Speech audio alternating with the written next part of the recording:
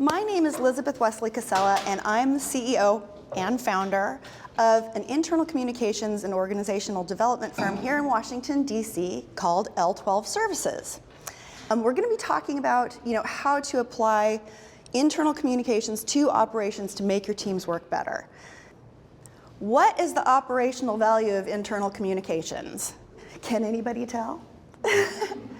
It's time, it's money, and it's talent. And I can break this down for you in a couple ways. But first, we all know that operations, processes, systems, if they're not engaged in a way that's streamlined and clear for the people who are doing them, that means that there's a lot of rework, there's a lot of questions, there's a lot of chaos. And our job as leaders is to reduce chaos. I mean, our tagline is we create clarity from chaos. I hope you do too. It should be a goal if you want to keep your people. So the time that you save by having good internal communications is improved productivity time, improved efficiency, reduced time hunting and pecking for information. The number one rule for internal communications is that it may be complex, but it should not be complicated. The purpose for having an internal communications professional on your team is to uncomplicate this.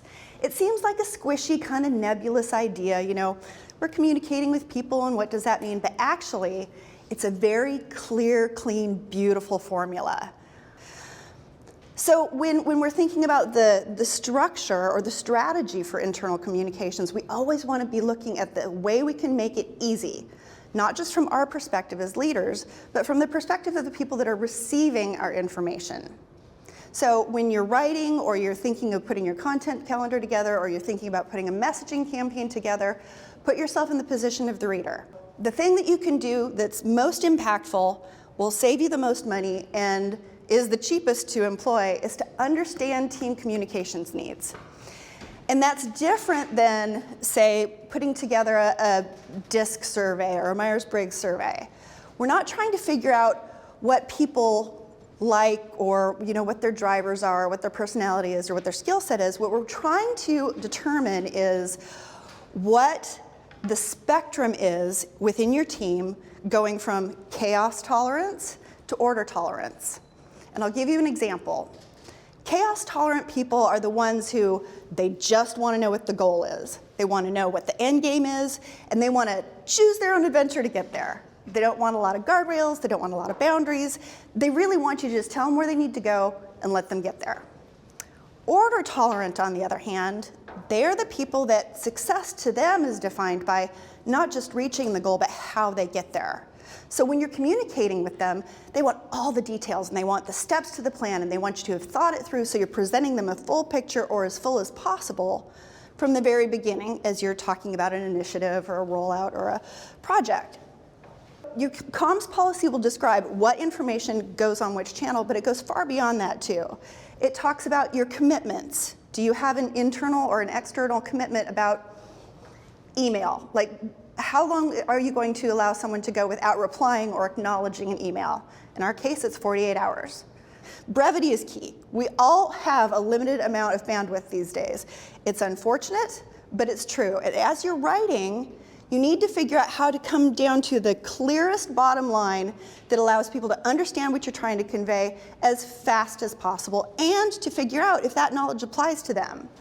So writing with brevity and understanding the communication needs of your team, together they make for a perfect combination. Here's the bottom line when it comes to implementing all of this. If you have good internal communications, you're actually encouraging collaboration. And that is the buzzword right now for corporate needs. That is what's driving all of our business today. How do we engage those deskless workers? How do we create environments where processes are clear and people know how to do a job or reach each other or how to come up with innovative thought and build new services and programs? If you're considering a layered internal comms approach with multiple channels, always make your end spot your intranet, so all of the different channels feed into a place where all of the information is housed in your intranet, so it's always findable and historical. And then, create accountability for content management. In that single source of truth, you want to make sure that you have specific people who are designed to answer the questions and update the content, and that the messaging is consistent. My almost famous saying that I use, and all of my clients know about it, is the fastest way to starve a dog is to assign 2 people to feed it.